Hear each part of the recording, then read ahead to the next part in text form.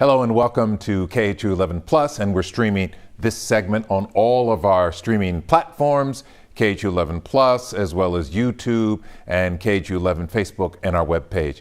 I'm Len Cannon, along with investigative reporter Jeremy Rogalski. You've got a story on tonight. This is essentially about Texas politicians going to personal events on state private planes. How does that happen? Well, first, they're very costly, okay? At 6 o'clock, for those of you who couldn't join in at 6, we outlined how these state politicians are using state-operated planes. The TxDOT, Texas Department of Transportation, has 4 private jets. And the idea is we're a big state, 254 counties, so if you have a meeting in Marfa, for example, or if there's a wildfire in the Panhandle, that state officials should be able to hop on one of these planes and go to where they're needed. So what's the guideline?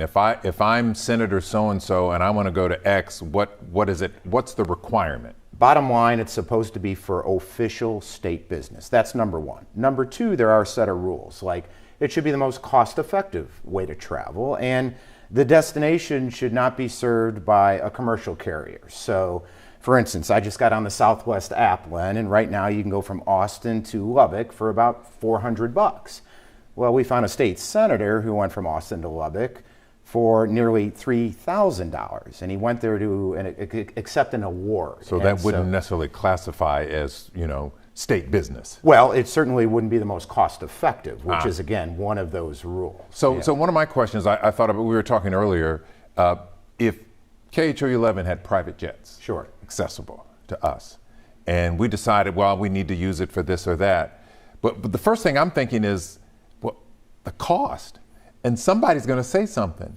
Doesn't anybody say anything? Well, listen, these flights, these planes, it costs $1,150 per hour, not including the pilots, not including the jet fuel, which, by the way, is pretty pricey in and of itself. And so the cost per mile is really up there. To your question, that's what kind of puzzled us the most as we dug into this story, because there is a law that kind of spells out the do's and don'ts. And so we asked TxDOT, who operates this fleet, who's minding the store, if you will, who's keeping tabs to see if all these flights are legit, if they're above board. And we got the same answer, Len, over and over again. The same 2 answers, actually. Number one, TxDOT said, we just fly the planes. Our job is to operate the planes, make sure they get there safely and efficiently. And number 2, the answer from TxDOT is it's up to the requesting agency or the person, the representative, the lawmaker requesting the flight. It's up to them to adhere to the rules. In essence, it comes down to the honor system. Okay, so the honor system I get, but wouldn't somebody say, hey, we spent X amount of money on private jets last week. Why?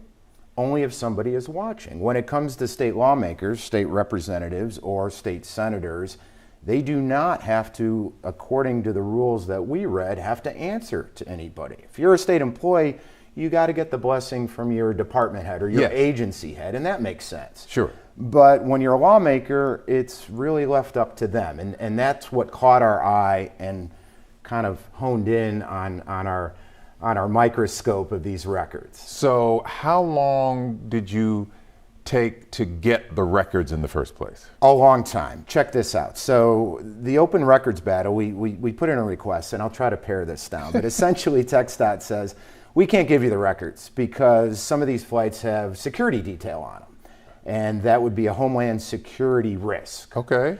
And then I said, okay, well, what about the flights that don't have security? And they said, oh, we can't give you those either because that would be a homeland security risk because the bad guys, the terrorists, would know who's not flying with security personnel. So essentially, I got on the phone and I talked to the TxDOT main lawyer and I said, so wait a second, it's heads you win and tails we lose sort of thing. And we had to get our own attorneys involved. And we fought and we won. But it took several months to get there. So who decided that you won? A judge? The Texas Attorney General, who in open records battles is sort of the arbiter of these cases. So Ken Paxton decided? His office did. His office decided. Yeah. Okay. And once you got the records, what did you find? Well, again, we found, state officials going on pricey flights, and then Coming up at 10, hint, hint, reason to tune in a few hours. These weren't always for official state business. We have a couple of screenshots here, if we can pull them up. So those are some of the flights. That was Senator Charles Perry, who took a $3,000 flight for that award. Some other flights, U.S. Senator John Cornyn actually went from the Washington, D.C. area, there he is, $8,500 to go from BWI, Baltimore, to Austin. Okay, but what was the purpose? It says it right there. I believe it was just a meeting. Just a meeting. He was coming from a meeting. But again, how many airports are there in the D.C. area, and when is the last time it cost $8,500 to get from there to Austin? Any idea the scope of the cost of this use? Overall, you mean the questionable use? We're still adding that up. Questionable use. Oh, it's still adding that up. And again, it's a gray area. One of the things in the rules is, hey, if these flights interfere with a passenger's obligations, then it's okay. In other words, the experts we spoke with, the government watchdog types, they say this is kind of a catch-all justification. Look at Lieutenant Governor Dan Patrick. He lives in Northwest Harris County. If you drove, it takes about 2 hours and a half to Austin, to the state capitol from his house in the Northwest Houston area. Yes. But we found several flights where he went up and back the same day. And remember, the planes are based in Austin, so the planes had to go from Austin to pick him up. Hooks Airport, pick him up, take him back to Austin to do his state business, then come back to Hooks Airport to drop him off, and then return to Austin. So I want to point something out, because I know this. You know this because you actually saw him get on the plane. We did. We went out there and we laid eyes on him to make sure it was him coming up and back. But those up, back days cost about $3,500. So maybe I could hear him. Did you reach out to his office? We did, and he said, listen, he uses them very sparingly. They're always for state business, and that was the response he got. Now, it's up to the viewer, and it's up to, I guess, lawmakers or regulators who, it's their job now on whether they want to take a look at this. Yeah. The question for the public is, and it was described to us as using these planes as air taxis, is that appropriate? Right. That's the question, I guess. Yeah. So also, we're on our Facebook page, KHOU 11 Facebook page. If you have any questions, we have our phones.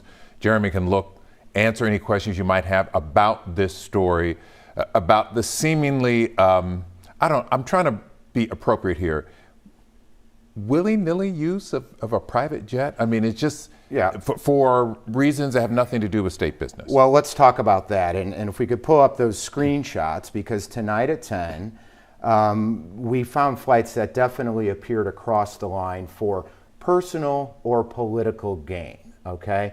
So we found flights. Here's one right here. This is a state representative who went to his grandson's graduation. You could see right there, it says, so grateful to get home for my grandson. Now, this representative paid for this flight using campaign funds, which is a whole other issue about using campaign funds for personal use. But he wrote on the travel log that he was going to a meeting. Well, you can see here it was no meeting. I see. It was a family, it was a relative's graduation. There's another one too, if we can pull it up, of another graduation. And this one was paid for by taxpayer use. I'll tell you, it was another representative, and the cost to taxpayers there, more than $1,000. He was going to his daughter's graduation. To his daughter's graduation. Yeah. Because see, when you and I did that here, we would probably get a talking to. I wouldn't be on the air. I'm just saying. I mean, when I think about the cost of this, seems like somebody would raise their hand and say, "Hey, why did you do this?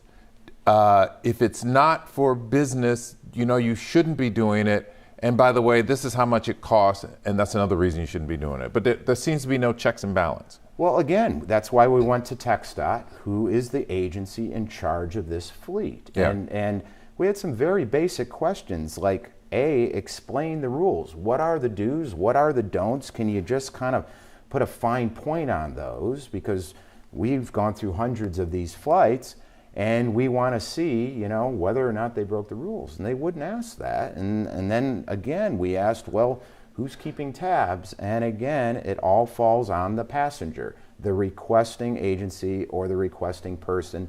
It all comes down to the honor system. So it's going to be interesting to see when folks in Austin take a look at these stories.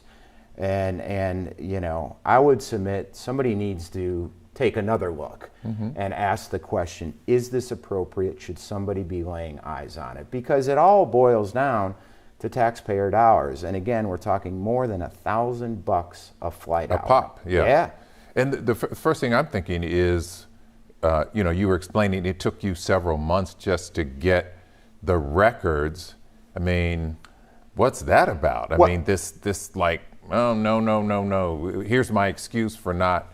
And ultimately you got it, but then you find out, well, maybe this is why they didn't want to release it. Listen, tonight at 10 we talked to a UH professor. His name's Dan Angster, and he runs the Rockwell Center for Ethics and Leadership. Okay, this guy is an expert in government ethics, and he said, here's the solution. He proposed something very interesting. He said, in terms of the records and the fight to get those, he goes, why don't just make all the records public? And post them on the website, and then every Texan can take a look. Oh, is my representative, is my senator, where are they going? What are they doing? And the way the travel logs are, Len, they're very generic, shall we say. They have a couple of headers that say, oh, I went to a conference, or I went to a meeting, or I went to you know, a speech or whatever. But there's no specificity on, I went to this conference on this day and here's the reason. See what I'm saying? So there is definitely, at least the experts we spoke to, a lack of transparency. Well, and to your point, you had a politician say he was going to a meeting, but evidence shows he went to a graduation. And we should mention, it's not only graduations, but one major no-no that is very clearly spelled out in the law is you cannot do anything for your own political gain. And tonight, I won't give his name away, but he's a very high-profile lawmaker who took a trip from Austin to Lubbock. And while he was there, he held a political fundraiser. And he raised thousands of dollars while he was there. That, according to the law and our experts' reading of the law, is clearly prohibited. You can't hop on a state-owned jet and raise money for your political coffers. Yeah, this is what investigative work looks like. It takes months sometimes to get information and then find out what is there. It's great work that you were able to finally cross the threshold and get access to the information. The title is phenomenal. KHOU 11 investigates the plain truth. The story tonight on KHOU 11 News at 10, going into even more detail about what Jeremy and his team found. We will see you at 10.